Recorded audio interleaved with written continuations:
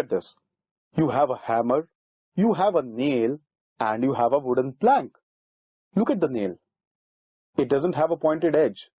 Let me put this nail on the plank and let me apply some force on this nail through this hammer. I'm having a tough time pushing it in. Now, let me take this nail. It has a pointed edge. I apply the same force and the nail goes in. Why did that happen? It happened because the same force can produce different pressures depending on the area over which it acts. Fine? Let me define pressure for you. Pressure is the force that acts perpendicularly on a unit surface area. So pressure is force by area. Now what happens in the case of liquids? Let's look at an example. Take a clean transparent glass tube. Let's attach a balloon to the lower end of the tube. And now we fill this tube with water. What do you see? The balloon starts expanding. Let's put some more water. The balloon expands further. So as we pour water in the tube, it applies pressure on the skin of the balloon. And this leads to the expansion of the balloon. So we can safely say that liquids also exert pressure. Let's try to understand the hydrostatic paradox. Let's take three vessels, A, B, and C. You can see that. Also, if you notice, their shapes are different.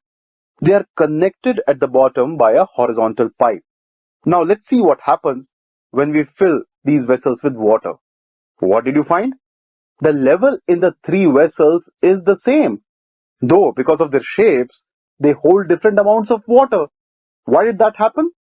Well, the height of a fluid column is important and not the cross-sectional or the base area or the shape of the container. The liquid pressure is the same at all points at the same horizontal level. So if you see these 3 points, well, the pressure at these 3 points is the same.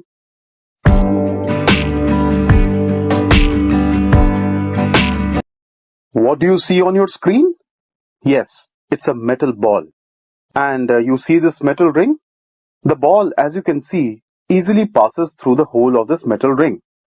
Now, let's get a burner and heat the ball for a few minutes. Now let's try to put the ball in the metal ring. What happens?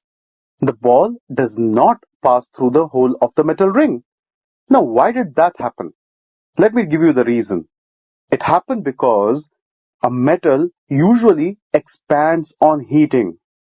So the diameter of the ball increased due to heating. And once the diameter increased, it could not pass through the hole. Let's now take this ball and put it in water. What I'm trying to do is cool the ball. The ball will now contract, and so the diameter of the ball will reduce.